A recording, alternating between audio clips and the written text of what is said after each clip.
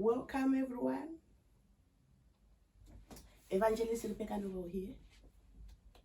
It is time to talk about preparing for the coming of the Lord. Our Lord Jesus Christ is about to come back.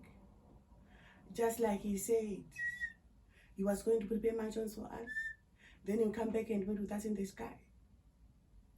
That which he said is about to happen. Our Lord Jesus Christ is about to come back. He has prepared all he wanted to prepare in heaven, and he is ready to come back. Heaven is ready for the coming back of the Lord. The saints, the main saints that will come back with him, are ready to come back with the Lord on that day. They've taken their positions, they've rehearsed, they are ready for the coming back of the Lord. The 7 angels that will sound the trumpets in heaven on that day, they are ready to sound the trumpet. They've taken their positions already. Michael is ready for the battle, but we are not ready here on earth. As if we are not yet, we have not yet heard that it will go dark everywhere. Darkness will take over the whole earth. The moon will go dark, the sun will go dark, the stars will go dark. Then the Lord will appear in the sky lifted. In the same way he was lifted on the cross on the day he died, this time he will be lifted in the sky and the whole world will see him.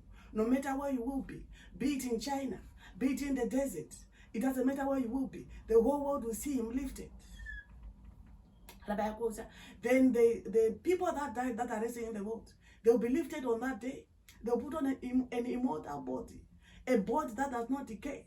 And then they'll go and meet with him in the sky. And then the Christians that are living, they'll put you on an immortal body as well. And then they'll be lifted and they'll go and meet with him in the sky. You just see yourself going up and you wonder why. Maybe it will be 2 of you walking. Suddenly you see someone, the person that you're walking with, going up. And they see their skin changing. They see that they are putting on a new body. And they'll go and meet with him in the sky and go with him to heaven.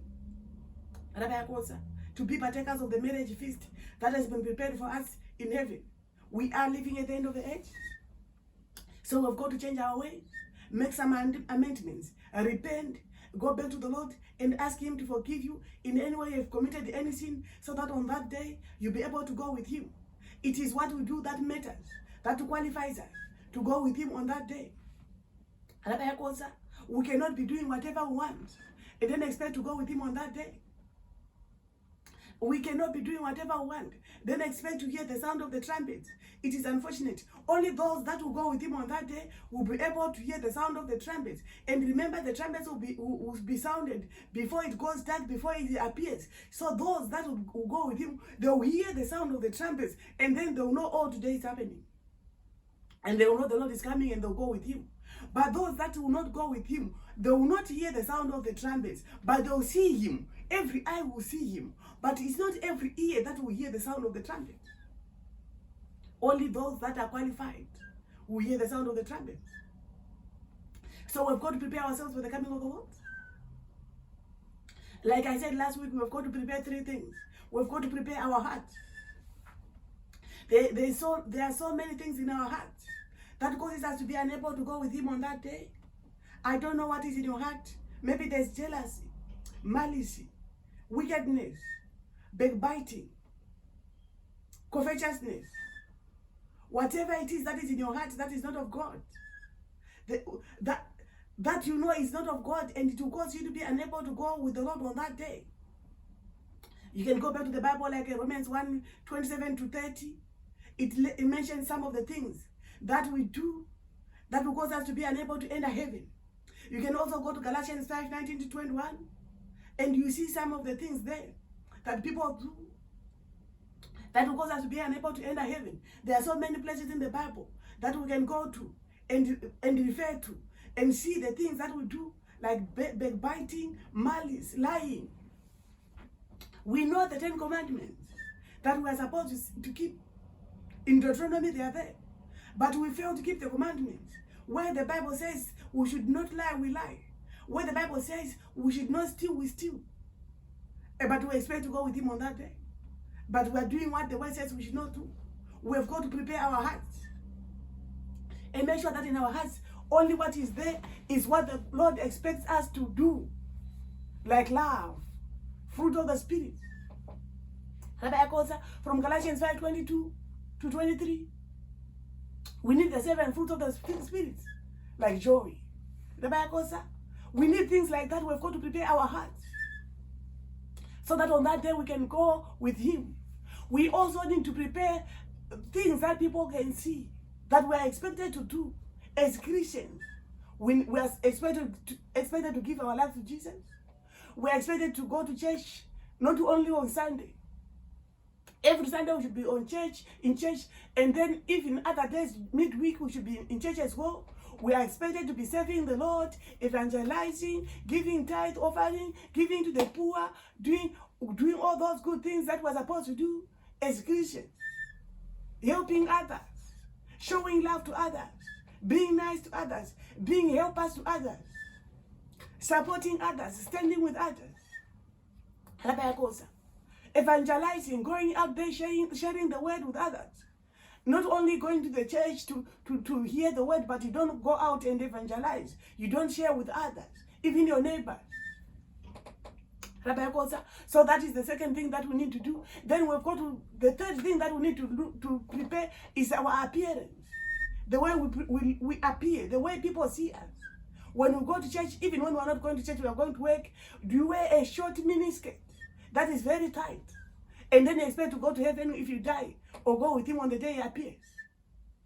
The way you appear, are you presentable? Have you got anything fake on you? Whether it's fake eyelashes, nails, hair extensions, face color, or makeup on your face. Anything that is fake, whatever you know that it is fake, you made it yourself. Some women have put on breasts. You cannot enter heaven with anything that is fake, that is not of God. Anything that God did not give to you, you looked for it yourself. Maybe you paid money to get it, even if you did not pay money to get it, but you changed yourself. You put on makeup to change, you put on hair extensions, you put on eyelashes. You are mocking the Lord. You are saying you are not happy the way He made you. You want to make yourself. You are not happy with the way He created you. He created you that way. He loves you that way, the way you appear. But you come up with your own makeup, everything fake, whether it's nails or eyelashes or extensions, and you know it's fake, or you cannot enter heaven with anything fake. As long as you know that when you were born, you did not have such a thing, you cannot enter heaven with it. Anyone with anything fake, they go to hell. If you want to go to heaven, you have got to have what God made you with. You have got to look the way God made you. You should not make yourself. The way you were created is the way you should enter heaven. They have got a picture of you, the original of you, the way God made you. Not the new one, the fake one that you made yourself. And then you expect to enter heaven. You cannot enter heaven. There is no way. Maybe you wear trousers. You are a woman, you wear trousers. Here the Bible says you should not be wearing the trousers. I think it's Deuteronomy 22:5. You wear trousers, you go to church, you are a minister, you are a pastor, you are an evangelist, you are a woman, you are a deacon, you are a bishop, whatever they call you. As long as you wear trousers, it doesn't matter what the Lord is using you to do. You can do whatever. You can speak tongues, you can whatever. You can heal the sick, you can pray for the dead and they come back to life. But on the day you die, you cannot enter heaven. Whether you like it or not, you cannot enter heaven. Because why? The Bible says a woman should not wear what pertains to men.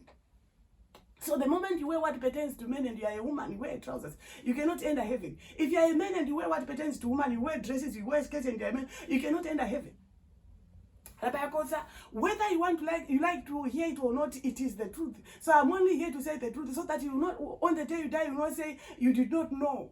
I've done my part because I want to enter heaven. If I don't say it, I cannot enter heaven because I did not say it. So I'm here to say it so that I can enter heaven because I'm after heaven. So I don't want the fact that I did not say it to cause me not to enter heaven. So here I am saying it all so I can enter heaven myself because I'm fighting for my own.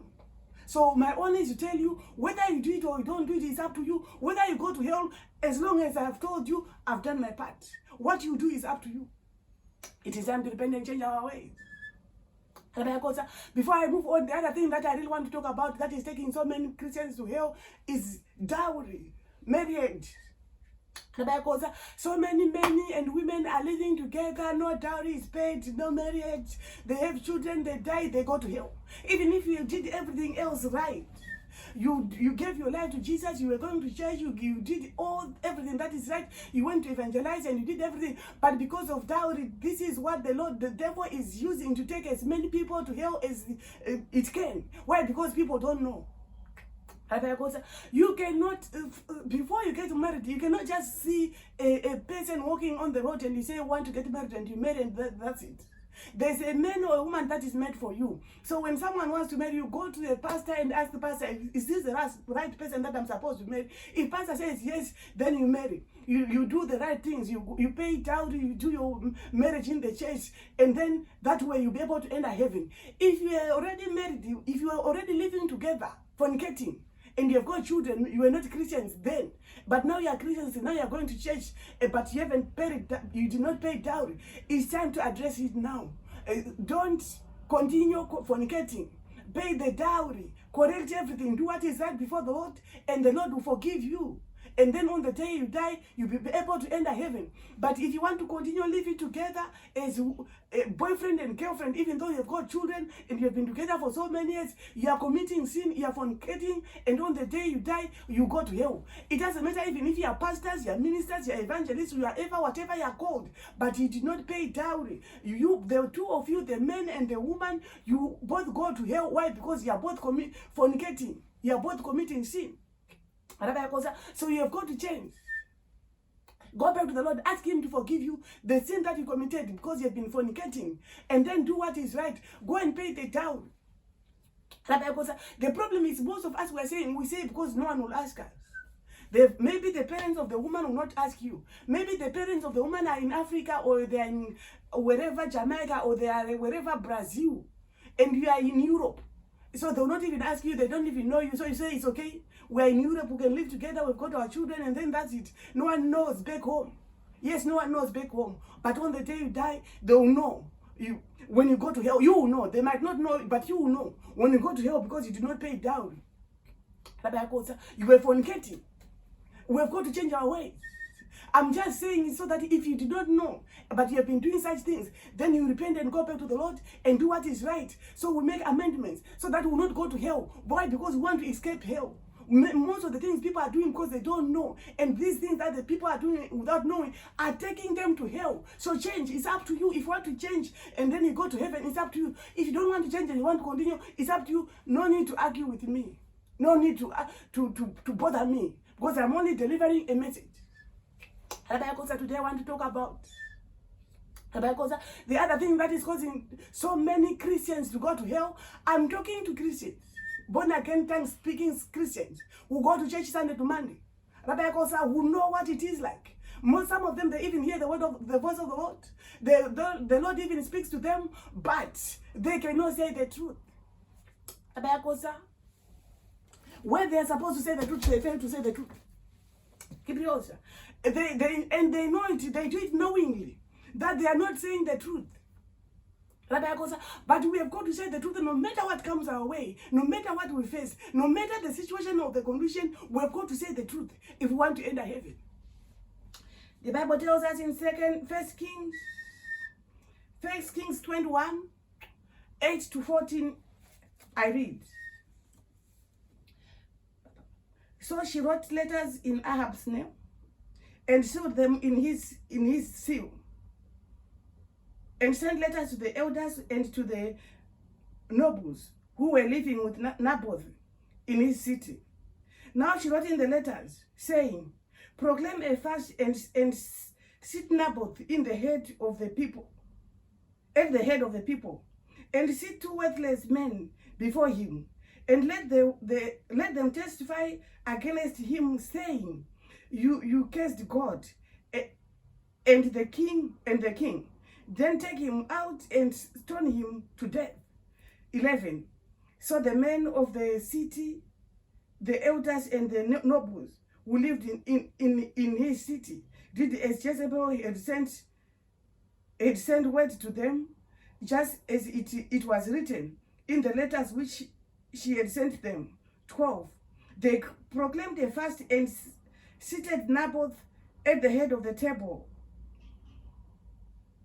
Then the two worthless men came in and said before him, and the worthless men testified against him, even against Naboth, before the people, saying, Naboth cursed God and the king. So they took him outside the city and stoned him to death with stones. Then they sent a word to Jezebel, saying, Naboth has been stoned and is dead. We have got to say the truth. We should not be we should not be running away from the truth. Just like these people. There were people in the church, leaders of the church. They failed to say the truth. They failed to follow the words as it is. And they followed the lying of Jezebel. Jezebel lied to them by sending letters in the name of the king, yet the king did not even know that she was sending letters. Because the leaders of the church could not stand for the truth, they followed the letters. And if they stood for the truth, Naboth was not going to die. They were not going to see the two men with Naboth. And they were not going to say that Naboth cursed the king and God, because they knew he didn't. They were not going to stone him. But because they could not say the truth, they stoned him to death. They, failing to say the truth, caused the death of Naboth. Not only failing to say the truth, they testified against him. They stood up and testified. So many people, it's happening in churches. This is where the problem is. People stand up in churches and testify, lying, and they know it very well that they are lying. They cannot say the truth. They testify and they say they are giving a testimony, and their testimony is a lie from the pit of hell. It is happening in real life in churches, just like these two men that testified against Naboth and they caused the death of Naboth. It is happening. You can't say the truth. You stand up before the congregation of people or at the altar of God, and you give a testimony, and you know that your testimony is a lie from the pit of hell. It is happening in churches, and it is taking people to hell. They were told by a person that is not a leader of the church, a queen, a liar, and they followed the church leaders. They could not say the truth. They could not stand for the truth and say, no, we cannot listen to you. We cannot be led by you. It was not God. It was Jezebel that caused them to proclaim a fast, and they did. Why? Because they could not stand for the truth. If they could stand for the truth, they could have said, no, God did not say so. Why should we be doing what this? After all, Jezebel was not even a Christian. Jezebel was not even a worshiper. She did not belong to God. She belonged to Baal. She was worshiping Baal, but she went on to take control of the people of church, of God in the church. This is what is happening. The devil is sending his people to the churches who are not of God. And these people are going to churches and they are speaking and they are taking leadership positions just to mislead people and cause people to go to hell, like the case that happened like this case that happened to Naboth. But it is happening in churches. And the church leaders know that these people are not of God. They know that they are from the devil. They know that what they are saying is not what God says. But the church leaders still follow them, still listen to them, still do what they are saying do, just like Jezebel.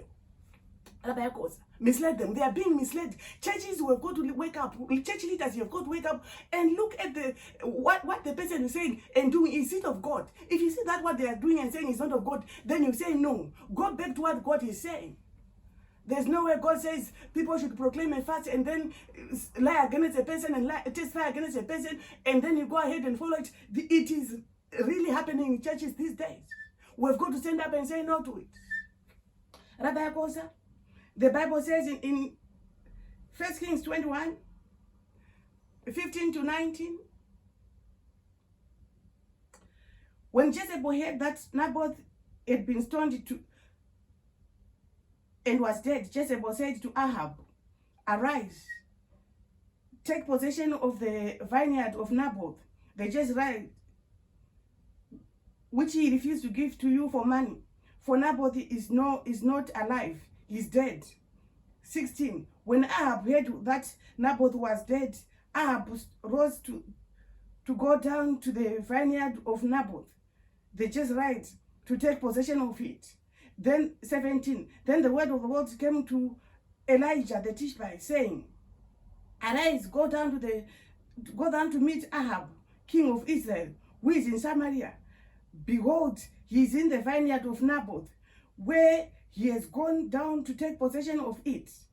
19. You shall speak to him, saying, thus says the Lord, have you made that, and also taken possession? And you shall speak to him, saying, thus says the Lord, In the place where the dogs licked up the blood of Naboth, the dogs will lick up your blood, even yours. This was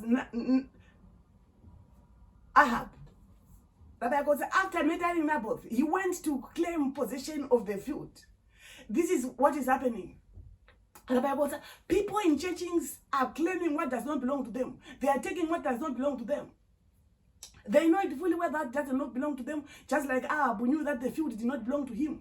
Even if he had been told that Naboth is dead, Ahab was supposed to let the children or people related to Naboth take the field. But instead of doing what is right before God, Ahab did what was wrong. Instead of giving the field to the family, he went to claim what is not his. This is what is happening in churches today. People are claiming what is not theirs. They are taking anything they see and they know it's not theirs. They take it. Maybe the Lord even speaks to them and say, this and this is for A. They take it and give to B. This and this is for B. They take it and give to C. And they know it does not belong to B. They know it does not belong to that person. But they take it and give to the other. But it is causing people to go to hell. Why? Because of covetousness.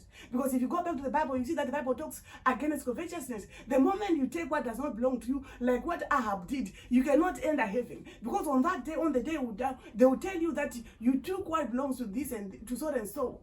You possess this and this, but you knew it was not yours. Maybe it is a post. Maybe you know somebody else is supposed to be an usher, but you say, no, I want to be an usher myself. You go and be the usher, and the person does not get the opportunity to be an usher.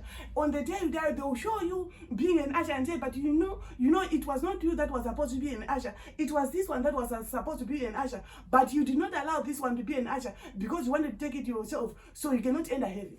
Covetousness, being unable to say the truth. Because if we can say the truth, if the Lord says it's for A, we'll give it to A. If the Lord says it's for B, we'll give it to B. But when you cannot say the truth, when the Lord says it's for B, we give to D. We say, okay, it's okay. We are the leaders of the church. It's up to us. We can do whatever we want. Like what the leaders of the church did. They did whatever they wanted and they set up Naboth with the two men at the table. But on the day you die, you will explain. On the day you die, you forget that you were the leader of the church because you have got to give account for everything. Now no one will ask you. They'll say, yes, you are the leader. Do whatever you want. But remember that on the last day you explain. So this is the problem. Many leaders of the churches are going to hell. Because they are failing to do what is right for the Lord. And they think they are in charge. They think it is their church. They forget the church belongs to Jesus. And on the last day, they will have to give an explanation. So we've got to change our ways and go back to the Lord. In any way, we've been doing such things. It is time to change our ways. The Bible tells us in 1 Chronicles 22, 7-8. But Jehoshaphat said, is there not a prophet of the Lord here that we may inquire of him? 8. The king of Israel said to Jehoshaphat, there is yet one man by whom we may inquire of the Lord, but I hate him, because he does not prophesy good concerning me, but evil. He is Micaiah, son of Imir. But Jehoshaphat said, let not the king say so. So this prophet, the king hated this prophet. Why? Because this prophet was always saying the truth. This is the case even in churches these days. If you stand for the truth, people will not like you. They like people who can lie, people who can manipulate, people who can cheat. Even if you're a church leader and you refuse to say to lie and you stand for the truth, they'll not like you. They want a church leader that can lie, that they can mislead, that can cheat people. That's what they want. The moment they see that you speak the truth, they don't like you, just like the king did not like this Micaiah. Why? Because Micaiah was always saying the truth. We should be saying the truth like Micaiah. We should not be lying like the other prophets that the king lied because they were telling lies. Always. The Bible tells us in 1 Kings 22:14 says, but Micaiah said, as the Lord lives, what the Lord says to me, that I shall speak. This is what we need to do. Church leaders, whatever the Lord says to you is what you should say. Say the truth. Don't add to it. You know you add to it. You know you lie. At times you even say, the Lord said this when he did not. Because you are in charge. And you know that if you say, God says so, you know everyone who agree with you, they will not fight against you, they will not say no. But at the end, you go to hell. We should say the truth like Micaiah, who said, whatever the Lord says is what I will say. As leaders, whatever the Lord says is what we should say. Whatever the Lord says do is what we should do. Because He is the leader of the church. We are not the leaders. The Holy Spirit is the leader of the church. Jesus is the leader of the church. But the moment we oppose Him, on the day we die, we go to hell. We oppose Him without knowing that it will take us to hell. It is taking so many people to hell. Many pastors, many evangelists, many ministers, they are going to hell.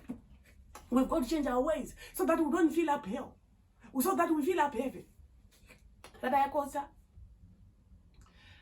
Kings 22:16 says, then the king said to him, how many times must I adjure you to speak to me nothing but the truth in the name of the Lord? So we've got to say nothing but the truth in the name of the Lord. We are serving in the house of the Lord. So we should say the truth in the house of the Lord, in the name of the Lord.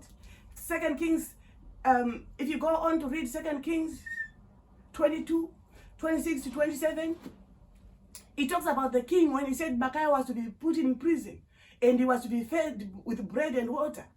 And they arrested him, they put him in prison. Why? Because of saying the truth. Why? Because he had said the truth, and what he said was the truth. The king went to that war and he died, but they arrested him. As long as you say the truth, they will arrest you. They will put you in prison. They will do, if you go on to read 2 Kings 9:11, they called a man of God that was saying the truth names. Jehu was called names. Why? Because of saying the truth. He was called a madman. I just don't have time to read them now. But we have got to stand for the truth. When we stand for the truth, people will hate us. They'll put us in prison.